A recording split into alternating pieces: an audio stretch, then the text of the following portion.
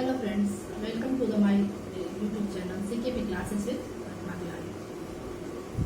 Friends, हम अपने पिछली क्लास में पढ़े थे हम लोग होम मैनेजमेंट के स्टेप्स, अर्थ, परिभाषा, महत्व, इन सब के बारे में हमने अपनी पिछली कक्षाओं में हमने पढ़ रखा है, पिछली क्लास में हमने पढ़ रखा है।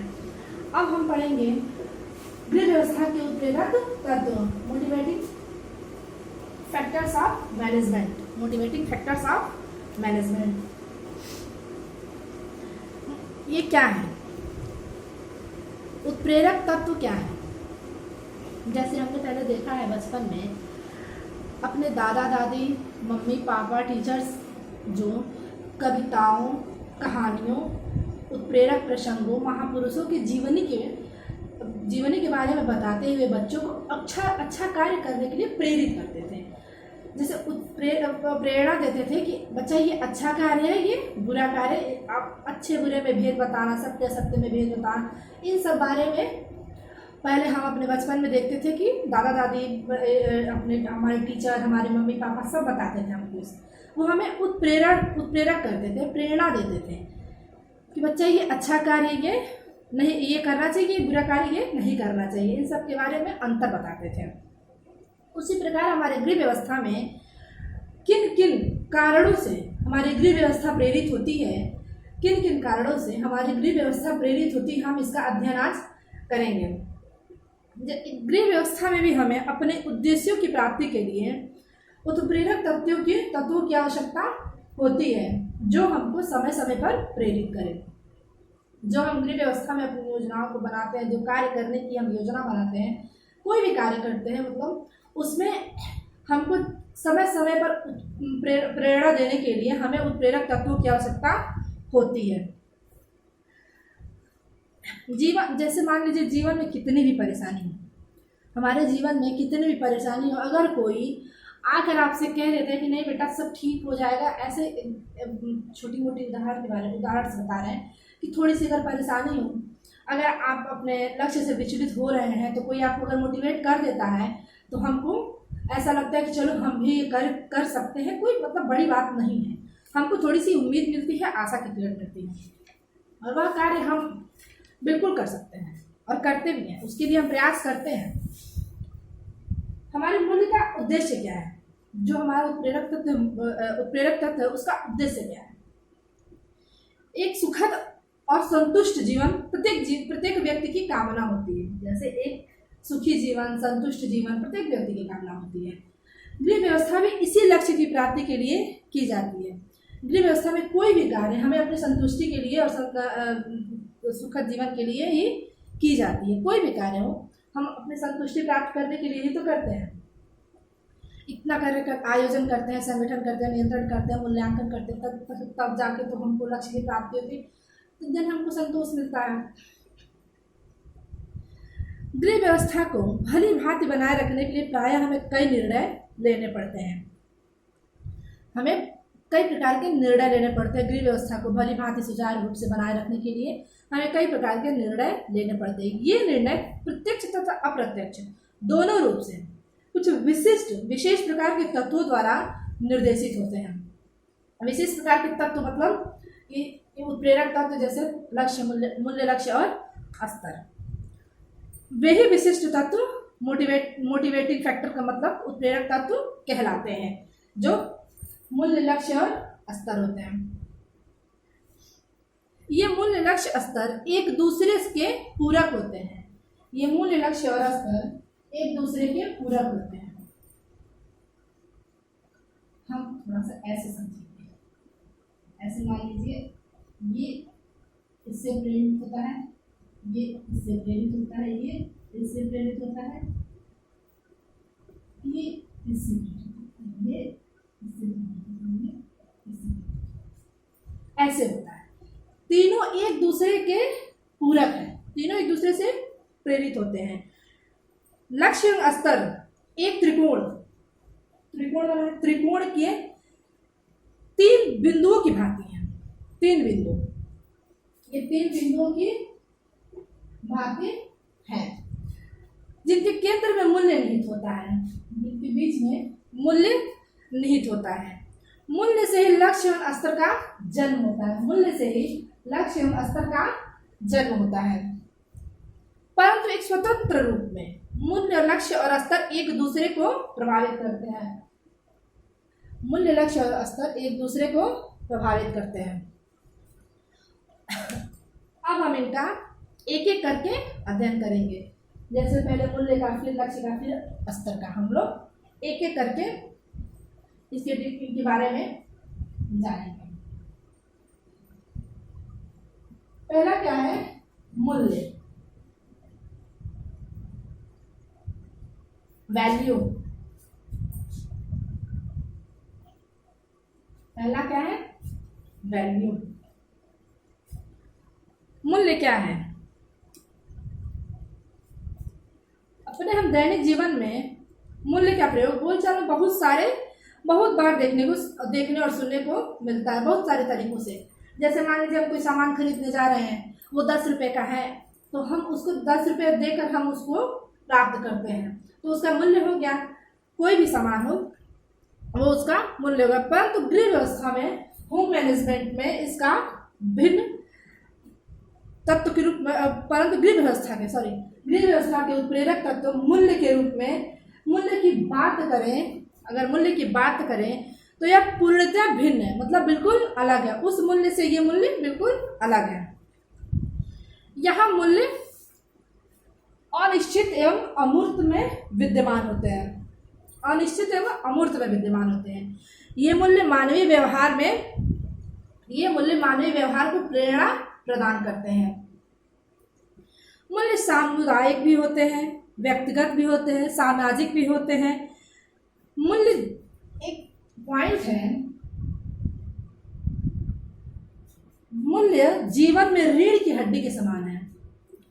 मूल्य जीवन में रीढ़ की हड्डी के समान है। अगर शरीर में रीढ़ की हड्डी नहीं रही तो शरीर का निर्माण सही तरीके से नहीं हो पाएगा। वो उसका ढांचा जो होता है वो बिल्कुल मतलब बेकार ही होता है शरीर का ढांचा। उसी तरह से ये जो है मूल्य जीवन में रीढ़ की हड्डी के समान है। अगर ये मूल्य जीवन में नहीं हो तो जीवन का जो है वो अस्तित्व ही, समाज में अस्तित्व ही खत्म हो जाता है। जो मूल्य जीवन को नई दिशा प्रदान करता है। सही गलत में अंतर बताता है, सत्य असत्य क्या है, अच्छाई बुराई, इन सब बातों के बारे में वो मूल्य हमें बताता है। मूल्य द्वारा ही मनोवृत्तियों एवं विचारों का निर्माण होता है। मूल्य के द्वारा ही हमारी मनोवृत्तियों एवं हमारे विचारों का निर्माण होता है। जैसे एक उदाहरण है, जब हमारा बहुत पुराना ग्रंथ है रामायण, उसमें राम जी, मूल्य ही तो है, उसमें राम जी अपने पिता के कहने पर ही वनवास चले जाता है 14 वर्ष का। फिर उसके बाद मूल्य है तो इसको भी मूल्य ही बोलते हैं। फिर भरत जी अपने भाई के लिए 14 वर्ष का वनवास, जो 14 वर्ष का वनवास है वो भी वनवास ही काटते हैं, उनके खड़ाओं के द्वारा ही राज्य संभालते हैं। ये सब तो मूल्य एक उदाहरण है, ये सब तो मूल्य। अगर सोचिए अगर ये मूल्य न होते तो इतिहास से हमें कैसे प्रेरणा मिलती? इतिहास में प्रेरणा मूल्य तभी तो हमें उससे प्रेरणा मिलती है, अच्छा या बुरा करने का, इन सब बातों की जानकारी मिलती है। मूल्य की परिभाषाएं, अब हम आते हैं मूल्य की परिभाषाओं पर।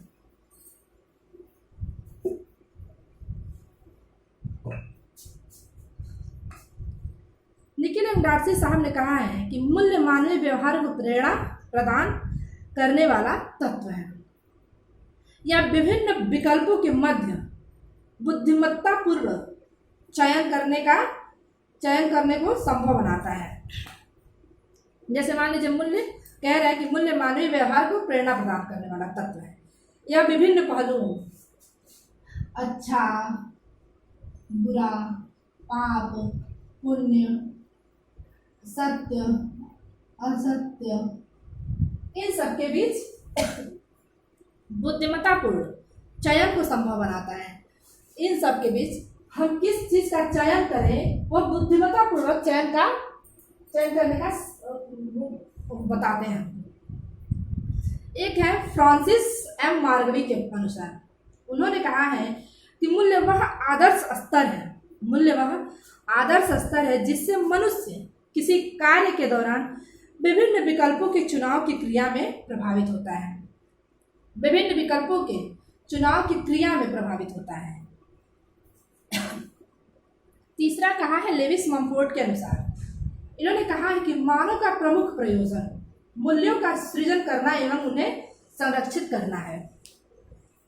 फ्लेवेलिन के शब्दों में उन्होंने कहा है कि समस्त मूल्य मानवीय होते हैं। उन्होंने कहा है कि समस्त मूल्य मानवीय होते हैं, व्यक्ति ही उनका सृजन, मूल्यांकन एवं उपयोग करता है। पार्कर साहब ने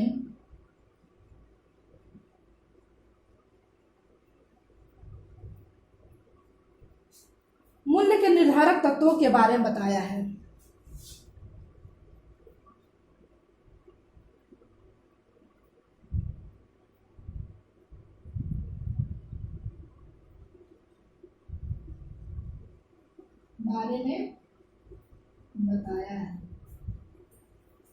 जिसमें क्या क्या हो गया, जिसमें प्रेम हो गया, सुख हो गया, धर्म हो गया, बुद्धिमत्ता हो गया, विवेक, ज्ञान, आराम, कला, स्वास्थ्य, तकनीकी, संतोष, कार्यकुशलता, महत्वाकांक्षा, ये सब इसमें शामिल है। ये मानव व्यवहार को नियंत्रित करने का कार्य करते हैं। ये सब जो निर्धारक तत्व हैं, ये मानव व्यवहार को नियंत्रित करने का कार्य करते हैं।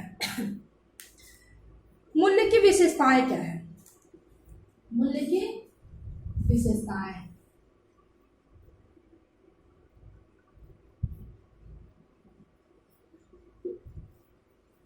मूल्य की क्या क्या विशेषताएं हैं?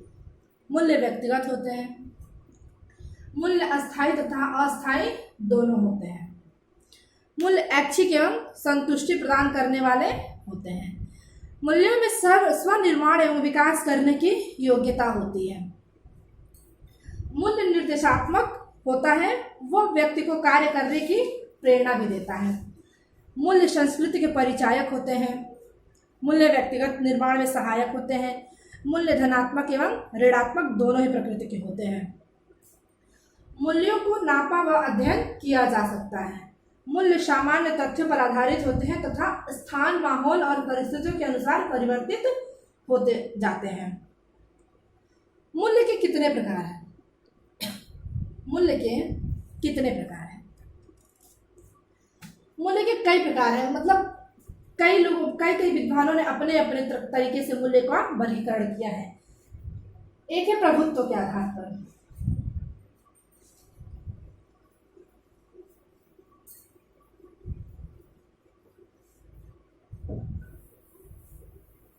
प्रभुत्व के आधार पर मूल्य कितने प्रकार के होते हैं? दो, आंतरिक एवं साधनात्मक पहला, और दूसरा आदर्शात्मक एवं तथ्यात्मक।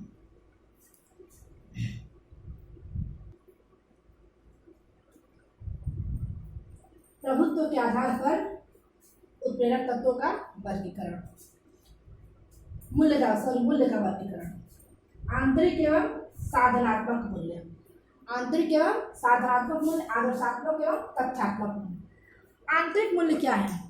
जो व्यक्ति में पाए जाने वाले प्राकृतिक गुण होते हैं, जो व्यक्ति में खुद निहित होते हैं, वही वो आंतरिक मूल्य कहलाते हैं। इन पर किसी का दबाव नहीं चलता है। जैसे मान लीजिए कला और सौंदर्य के प्रति जो रुचि है हमारी, वो भी तो आंतरिक हमारे अंदर निहित होता है। और उसके बाद मान लीजिए प्रेम, माता पिता का, माँ बेटे का प्रेम, पति पत्नी का प्रेम, ये सब जो है हमारे आंतरिक मूल्य कहलाते हैं। इन पर किसी का दबाव नहीं चलता है। मैकी साहब ने 4 तरह के साधनात्मक मूल्यों के बारे में बताया है। इन साधनात्मक मूल्यों के बारे में मैकी साहब ने 4 तरह का वर्गीकरण किया है।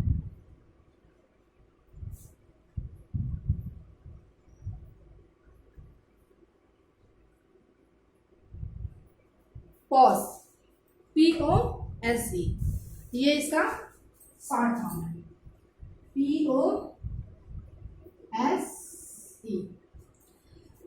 P फॉर प्लानिंग, योजना। O फॉर ऑर्डर, क्रमबद्धता। S फॉर स्किल्स, कौशल। और E फॉर इफिशियंसी, क्षमता।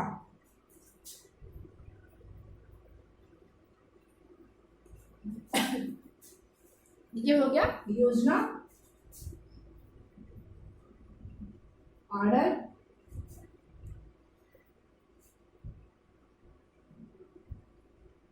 स्किल्स,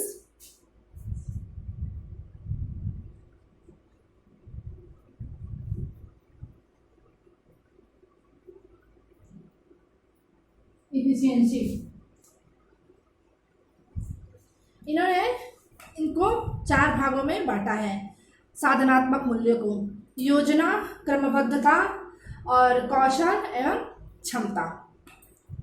कुछ मूल्य ऐसे भी होते हैं जिनमें आंतरिक एवं साधनात्मक दोनों ही मूल्यों के गुण विद्यमान होते हैं, जैसे कला हो गया, खेल हो गया, आराम हो गया, स्वास्थ्य हो गया, महत्वाकांक्षा हो गया, प्यार हो गया इत्यादि। ये सब, इन सब में दोनों मूल्यों का गुण विद्यमान होता है। दूसरा है आदर्शात्मक मूल्य। आदर्शात्मक मूल्य क्या है? ये मूल्य नैतिकता पर आधारित होते हैं। ये मूल्य नैतिकता पर आधारित होते हैं। इनके सृजन के समय सही, गलत, उचित, अनुचित, सत्य, असत्य, इन सब के बारे में ध्यान रखा जाता है। इनका सृजन करते समय क्या क्या अनुचित है, क्या उचित है, क्या सही है, क्या गलत है, क्या सत्य है, क्या असत्य है, इन सब के बारे में उचित ध्यान रखा जाता है। इनकी जड़ें व्यक्ति के जीवन की गहराई तक जाती हैं। इनकी जड़ें आदर्शात्मक एवं तथ्यात्मक मूल्य का, आदर्शात्मक मूल्य का, इनकी जड़ें व्यक्ति की जीवन की गहराई तक जाती है। वही बात करें तथ्यात्मक मूल्य की, तो ये वे मूल्य होते हैं जो विस्तृत एवं ऐच्छिक होते हैं। यह व्यक्ति की इच्छाओं पर एवं उनकी प्राथमिकताओं पर आधारित होते हैं, जैसे सफलता प्राप्त करना, धन अर्जित करना, चाहे जिस भी तरीके से संभव हो हमें ये कार्य करना है। ये उसमें इन सब बातों का ध्यान नहीं रखा जाता है, क्या सही, क्या गलत, क्या अनुचित, क्या उचित, क्या सत्य, मतलब किन्हीं बातों का ध्यान नहीं रखा जाता है। मतलब हमको जिस भी तरीके से संभव हो हमको धन अर्जित करना है, हमारा लक्ष्य प्राप्त करना है, हमें सफलता लेनी है, चाहे जिस भी तरीके से। ये इन सब बातों का ध्यान नहीं रखा जाता है। अब हम जानेंगे कि कौन कौन ऐसे विद्वान हैं जो और वर्गीकरण किए हैं हमारे मूल्य के बारे में। हम इस क्लासिफिकेशन के द्वारा मूल्यों का वर्गीकरण जानेंगे। प्रभुत्व के आधार पर तो हमने पढ़ा ही, आंतरिक एवं साधनात्मक मूल्य, आदर्शात्मक एवं तथ्यात्मक मूल्य। पार्कर साहब ने इस मूल्य को इतने भागों में बांटा: प्रेम, आराम, धर्म, सुख, कला, खेल, स्वास्थ्य और महत्वाकांक्षा। इन्होंने एक बार फिर मूल्यों का वर्गीकरण किया। इन्होंने क्रियात्मक और कल्पनात्मक 2 भागों में मूल्यों को बांटा है। फिर लिंडसे साहब ने मूल्य को सामाजिक भी बताया है, आर्थिक बताया है, सैद्धांतिक बताया है, सौंदर्यात्मक बताया है, राजनैतिक बताया और धार्मिक भी बताया है। फिर आते हैं PS नायडू साहब। इन्होंने मूल्य को धार्मिक बताया, शारीरिक बताया, सामाजिक बताया, मनोवैज्ञानिक बताया, राजनैतिक बताया, दार्शनिक बताया और आध्यात्मिक भी बताया है। इन सब ने मूल्यों को अलग अलग तरह से इनका वर्गीकरण किया है। अब हम पढ़ेंगे नेक्स्ट मूल्य के बाद लक्ष्य के बारे में। अब हम लोग नेक्स्ट टॉपिक हमारा लक्ष्य रहेगा। तो फ्रेंड्स, हम फिर नेक्स्ट टाइम मिलते हैं अपने लक्ष्य टॉपिक के साथ।